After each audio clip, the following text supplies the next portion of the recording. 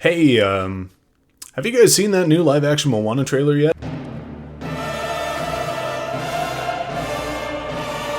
Yeah, this is awful. I think we can all agree on that. While I do personally blame The Rock more than the mouse for this atrocity, this is still a really bad look for Disney. It has been a little over 10 years since they started doing their live-action remakes of classic animated films, and the perfect spiral that has been this whole experience is honestly kind of fascinating. Cinderella and The Jungle Book were both praised very highly according to Rotten Tomatoes, and although I was like 12 when these movies came out, I don't remember hearing any controversy from these projects. So what happened? How did we get from this to this? How did we go from Cinderella, which is still referenced as a fantastic example of a well-done remake, to Dwayne Johnson in a wig? What did Disney do so well back then that they are totally dropping the ball on now? How do you create and justify a remake of a previous beloved story? A quick side note before we really dive into today's topic, I'm going to structure this video very, very differently compared to anything else I've done so far. Previously, I had a very specific lesson or piece of analysis that I was going to lead up to, but today, I kind of want to take you through my whole process of how I actually reached the conclusion that I did at the end of the video. This means that I'm going to take you through several different ideas that you will probably disagree with or will see very obvious holes in, so stick around because I think the ending is going to be worth it. Let's start off by using 2015 Cinderella as our case study. Unlike basically every recent live-action remake, Cinderella actually does add a lot to the original story. The prince is given a lot more screen time, and the relationship between Cinderella and the Prince Charming, I'm sorry, I can't remember his name, actually becomes a big focus of the story. Not only that, the 2015 Cinderella really dials in on the idea that Cinderella's kindness is one of her greatest strengths, a theme and idea that the original film really kind of just glosses over. In addition to those big pieces, there are a lot of smaller things like the fairy godmother having a much more flamboyant personality, the colors being honestly much more vibrant and expressive, and the climax being pretty different compared to the animated original. So, is that it? Is a good remake something that completely changes the original material in new and interesting ways? Well, I don't think that's the full story. Think about Mulan. The 2019 Mulan tried to add this magic bird woman, which was something totally different from the original, but it did not work at all. Mulan was still a flop for several reasons, but this new antagonist did nothing to pull Mulan away from the story it was remaking. Plus, think about theater. Every time you see Romeo and Juliet on stage, it's basically a remake of the original story, and they change pretty much nothing about it. You are seeing the same story with the same characters who just have different faces and varying levels of acting prowess. So then that means that the rule is you just need a good enough story that it warrants being remade over and over again, right? Just like how it works in theater. Except no, that's not how it works at all. The reason theaters can put on the same exact shows over and over again is because they're not remaking the play, they're just showing it with new actors and different set pieces. It's basically the same as when movie theaters are going to do showings of the original Star Wars next year. You are going to see the classic story because you love it, not because it's being remade. These shows are not being remade, they're just classic stories being retold so that new fans can be introduced to the story and old fans can watch it all over again. If you want this same effect in film, you don't make a whole new film, you just show the same old film all over again. That's basically what theater production companies are doing when they put on The Wizard of Oz for the 1000th time. It's like you are going to the movie theater to watch the same Wizard of Oz that came out over 70 years ago. So the theater analogy is out. What's next? Well, what about video games? Video games have a fairly decent history of remakes, and other than The Last of Us, people generally don't have a big problem with these. Think about the original Halo games getting remade and remastered a few years ago. Now you have the whole Halo collection at your fingertips, and people had a great time with that. So what makes those remakes work? Well, a lot of these remakes are created specifically to improve the games from a technological standpoint. You could not play the original Halo at 60 FPS and in 4K because the original Xbox could not make that happen. The hardware has been drastically upgraded in the past 20 to 30 years, which makes the gaming experience today completely different to what was possible way back when. Now you could see the light beautifully bouncing off of Master Chief's helmet and the beautifully vibrant environments and settings when before everything was flat and kind of looked like it all had the same texture. So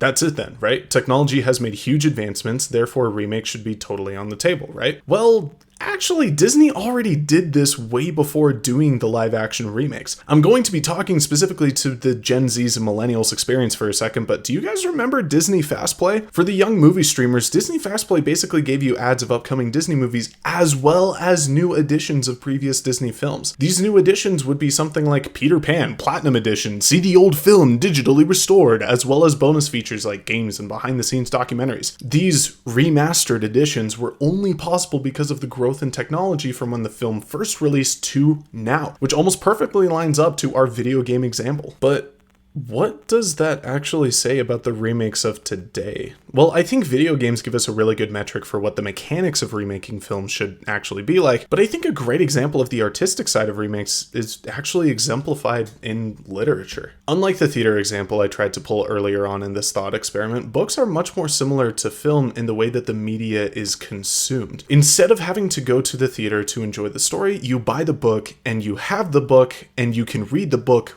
whenever you please. So how do books treat remakes? They kind of don't do them. Correct me if I'm wrong, but I don't think I've ever seen a book be a remake of a previous book. What I have seen are new editions of previous books. Editions like Big Text or Unabridged or the whole trilogy in a single volume. I even own some examples of this. My Death Note collection is a different edition than what you would normally see in the individual volumes of the mangas. This Hobbit book is very different than the original written by J.R.R. Tolkien. It has this whole section at the beginning written by his son, which is actually quite fascinating to read. Hi, editing Dig-Daeg here. So one really good example of this happening in film is actually with Lord of the Rings and Pride and Prejudice. With Lord of the Rings, you have these extended editions. I don't think that's a big surprise to anybody. Different editions of the same story. But with Pride and Prejudice, I think you have a really, really interesting one where you have the Keira Knightley version of the story, but also the 6-hour version made by, I think, BBC. And nobody has a problem with either of those because they're different editions of the same story. It's like having an abridged and unabridged book. Two different editions of the same story. Thus, not a remake. Just a different edition. Anyways, want to throw that in there so that I don't get absolutely torched in the comments for forgetting about the 6-hour version of Pride and Prejudice. But despite these new editions, the story within the pages was almost completely untouched. Other than some grammatical errors, most of these editions do not alter that much of the story. Maybe some phrases are clarified or certain details are edited to provide a more cohesive narrative that better aligns with the greater canon and continuity of the story, but that's really it. You would hardly actually see remakes of the books because the story has already been told. There is no point in writing the same book all over again. Instead, you would often see retellings of previous stories written by either the author themselves or even a fan of the original work. Let's use an example that my fiance actually introduced me to, Pride and Prejudice Zombies. This retelling of the classic story by Jane Austen simply takes much of the dialogue and story from the original, oftentimes word for word, and then just adds zombies to it. From what my fiance told me, that's basically it. Other than the zombies and the completely necessary action scenes, you're essentially getting Pride and Prejudice all over again. So why does this work but the Disney remakes don't? Well, as corny as it is, I think it really boils down to motivation as well as the difference between a remake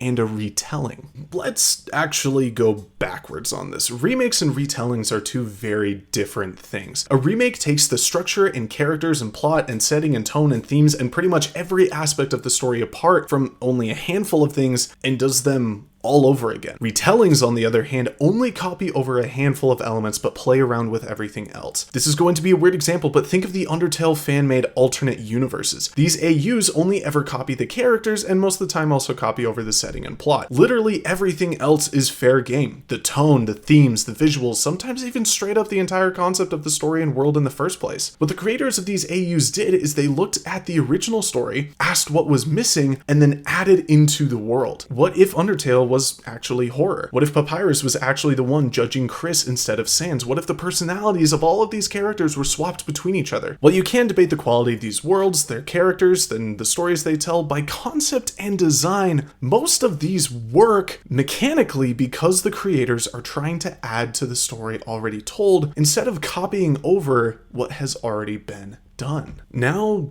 to talk about motivation. To foil against the previous idea that retellings are far superior to remakes, take a look at Shrek Retold. Despite what the title would suggest, this is a mostly one-to-one fan remake of Shrek. If you look at my previous point, this remake should not work because it does nothing to add to the original conversation that the first story started.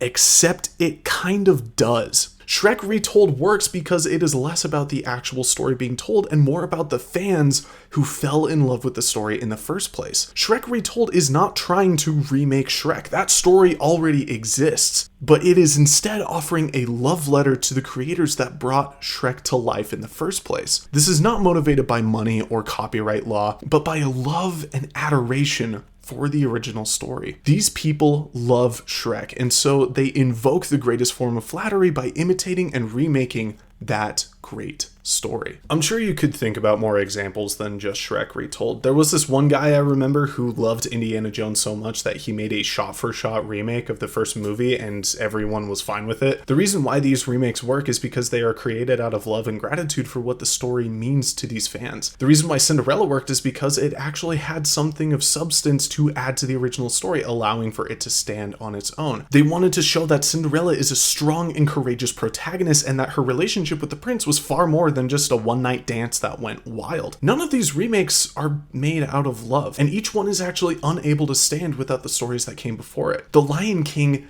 cannot stand without its predecessor. Mulan cannot function as a story without the film that started it all. Cinderella has its own identity and can actually affirm its own existence. I'm going to finish this whole thing with a quote from Brandon Sanderson. In a keynote speech that he gave about AI art, he said, "The process of creating art makes art of you." Now, when we take that idea and apply it to these remakes, what art is being made of the creator? For something like Shrek Retold or the Indiana Jones remake, I think the art is pretty obvious. There is a lot of meaning and love behind the one creating this art. You can tell that the story is incredibly special to the artist, and therefore, as an audience, we get to see the artist for who they truly are. So with these Disney remakes, what art is being made of their creator? What do we as an audience learn about the artists behind these remakes? I think the answer to that question makes it incredibly obvious why these remakes are fundamentally failing over and over and over again. Thank you guys so much for watching. I hope you really enjoyed that video, and thank you guys so much for 1,000 subscribers. I was over the moon when I saw that.